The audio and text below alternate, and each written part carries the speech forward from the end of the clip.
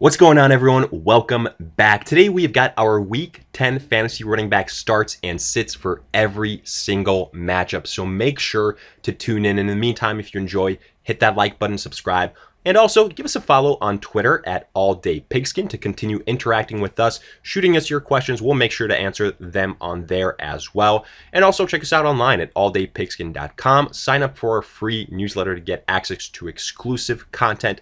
All those details in the description. But for now, let's get right into it. Before getting into our breakdowns, I want to give you guys a quick word from our sponsors at Overlay Fantasy Sports, who are taking DFS to a whole nother level. And I specifically want to highlight their matchup shop function, which is an absolute blast. In fact, we've been using it since the start of the NFL season because, let's face it, betting on the same old Team A versus Team B can get a little bit stale, a little bit boring. Well, that's not even close to being the case with the matchup shop of Overlay Fantasy, as it allows you to bet on individual player matchups, and it's super simple. Just pick whichever player you think will have the higher fantasy performance.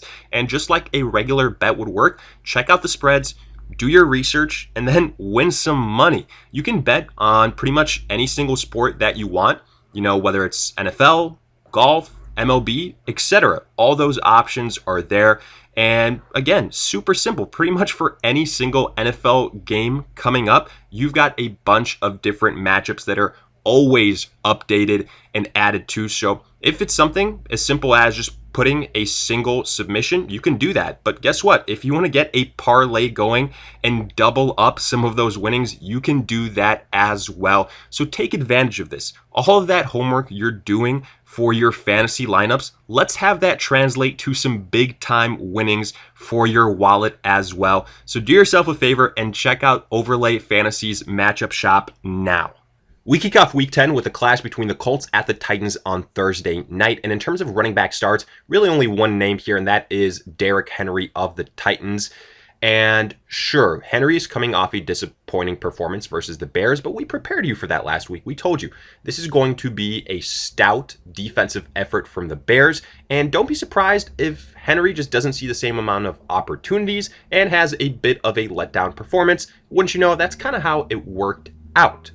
But now, fast forward to Week 10, and it's a better matchup versus the Colts. It's not an ideal one because this defense, they're no slouches, but either way, not quite as imposing as that of the Chicago Bears. So honestly, I still see Henry as a start, a high-end RB2 or low-end RB1. Either way, must start. However, we look at the Colts afterwards. I've got all three rushers here as sits. Now, obviously, if there's someone you're going to take a chance on, it will be Jonathan Taylor. But we're taking the cautious approach here because whether it's been a nicked up situation for Taylor or a fumble last week that kind of sent him to the doghouse, and Wilkins and Naheem Hines being just good enough to take away some opportunities from Taylor, well, he doesn't quite have that upside that we would like on a week-to-week basis. Now, favorably speaking, this Titans defense not as good as what we saw versus that atrocious Bears offense. So I expect, some better opportunities here for all of these rushers. But either way, the way it's shaping out right now, I would rather be careful and sit these guys. If you guys, again, want to take a chance on anyone, we probably say Jonathan Taylor.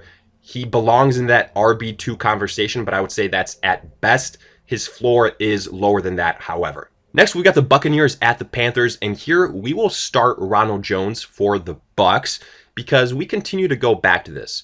Jones seems to be more of that pure rusher in terms of usage for the Buccaneers, while Leonard Fournette, who we currently have as a sit, has been getting more chances as a pass catcher.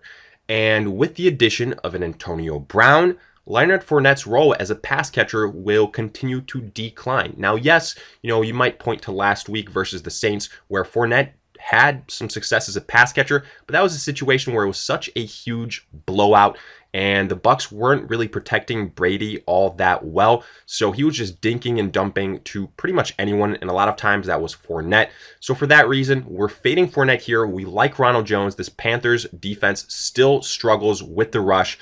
So Jones, probably a high-end RB3, low-end RB2 on the week. Either way, though, when both these guys are healthy, it's kind of a non-ideal situation, but Jones gets the slight nod here. Then for the Panthers, wow, it was a great return for Christian McCaffrey last week. Unfortunately, it might only last 1 week because now he's dealing with a shoulder injury day to day. If he plays, obviously you start him. That is a no-brainer. But I imagine the Panthers probably want to be a little bit cautious with their franchise player. So that might mean Mike Davis returns from the dead. And even though this is a tough matchup versus the Buccaneers defense, I still like him better than any other option in this matchup. To me, he is a mid to high-end RB2 on the week. Following this, we've got the Texans at the Browns. I'm starting every single running back here. If David Johnson plays because he dealt with a concussion this last week, I'll start him. I view him as, a RB2, low to mid-level RB2. And then Duke Johnson, if David Johnson plays, obviously you sit Duke, but if David Johnson doesn't, then Duke should be in that similar type of category. Then for the Browns, potentially this is where we get Nick Chubb to return, and if that's the case, you fire him up. You know how we feel about Chubb. Good start in standard formats. A little bit tougher to trust in PPR, especially if this is potentially his first week back. But either way, standard scoring, he is a low-end RB1. This Texans defense not all that imposing, so the Browns have that going for them. And then Kareem Hunt, he is going to go back down as a low-end RB2, specifically in PPR formats. Won't get the high usage like he did while Chubb was out, but either way, he is also worth a start, especially in PPR formats. Following this, we have got the Eagles at the Giants. And again, similar situation here with Miles Sanders compared to some other big-name running backs. If Sanders is available, you start him. However, if he is not and the Eagles decide to be a little bit cautious, Boston Scott would be that next guy up. And again, you would start him. Sanders obviously has the higher ceiling as an RB1, but Boston Scott, you could do a lot worse in that mid-level RB2 range. Then for the Giants, honestly, even though they might get Devonta Freeman back, we're sitting all the running backs here, primarily because we think Freeman and Wayne Gallman, who, by the way, Gallman should get some credit in the absence of Freeman. He has played pretty well, but if both guys are available, we think they will take away opportunities from each other, so kind of negating each other in a somewhat tough matchup versus this Eagles front. So no thank you to both New York Giants rushers. Following this, we've got Washington at the Lions. And for Washington, you're going to start Antonio Gibson. You'll start McKissic as well. Gibson is the preferred option. He's the one that's going to get more opportunities. Thus, he has the higher ceiling. And then McKissic is that pure PPR play that you put in a flex and gets you between 10 to 11, 12 points. So again, in PPR formats, McKissic, not a bad play at all. Then for the Lions, it's been trending this way for a while. DeAndre Swift is the guy now, it looks like. Tough matchup versus Washington, and we do prefer the Washington running backs here. We think they'll have better opportunities. But either way, compared to the Detroit rushers with Adrian Peterson and Kerryon Johnson, who we both have as sits, Swift is the preferred option, low-end RB2 on the week. Moving on, we've got the Jags at the Packers. Love this matchup for both running backs. Might be the best one of the week. The Packers struggle against the rush. James Robinson, his usage was still there even without Gardner Minshew. You fire him up. Top 10 running back, and absolutely the same for Aaron Jones. He should be in the top 5 running back conversation this week versus this atrocious Jaguars defense. So we love both these guys this week. Moving on, we've got the Chargers at the Dolphins, and in my opinion, slim pickings here. First and foremost, Matt Breida. If he plays, you start him.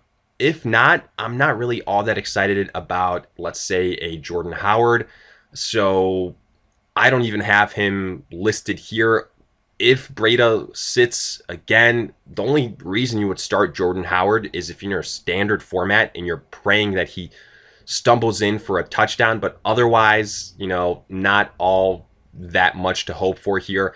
Then for the Chargers, without Justin Jackson, I would pass on the remaining rushers. Kalen Ballage, yes, he did have some success last week, but I don't think the separation between Ballage and Kelly is as much as it was between Jackson and Kelly. So again, I'm fading both these rushers here. Just all in all, not a good matchup to look at in terms of running back starts in fantasy.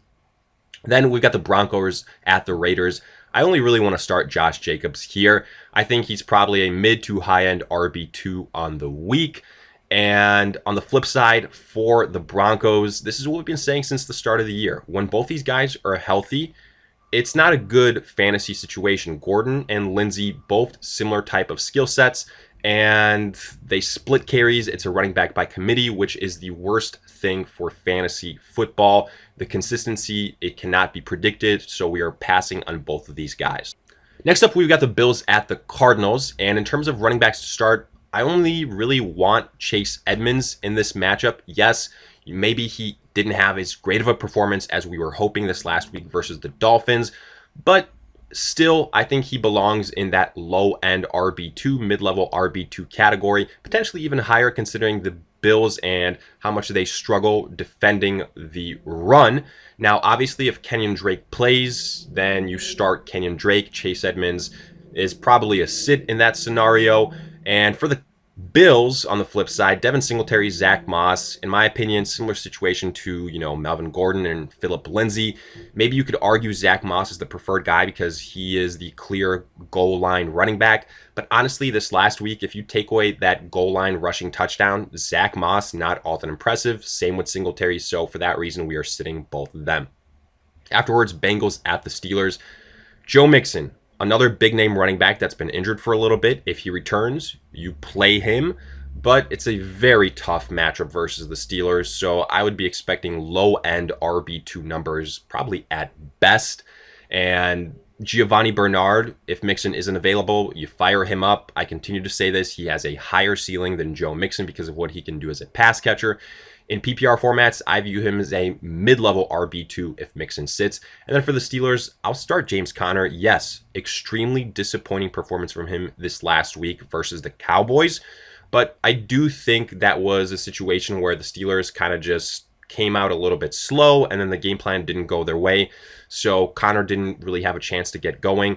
I still see him as the preferred running back to start in this matchup. Low-end RB1, maybe high-end RB2. Afterwards, 49ers at the Saints.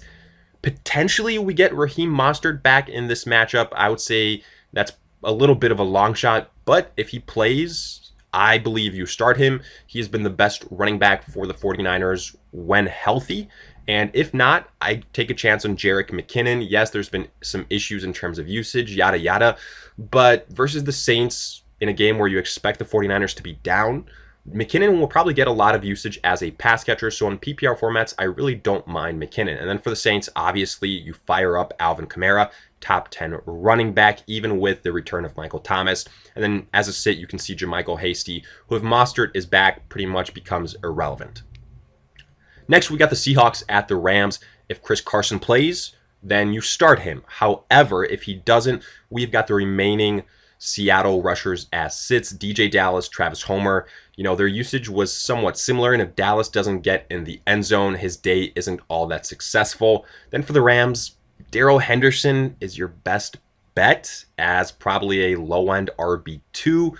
The other Rams rushers, we don't quite have enough confidence in them, so for that reason, we are sitting Malcolm Brown and Cam Akers. Next up, we've got the Ravens at the Patriots, and no thank you to pretty much every single running back here. We've got all of them as sits. Now, yes, the Ravens rushers might have a better situation here versus the Patriots defense, but not by all that much. If Mark Ingram plays, we're still sitting him.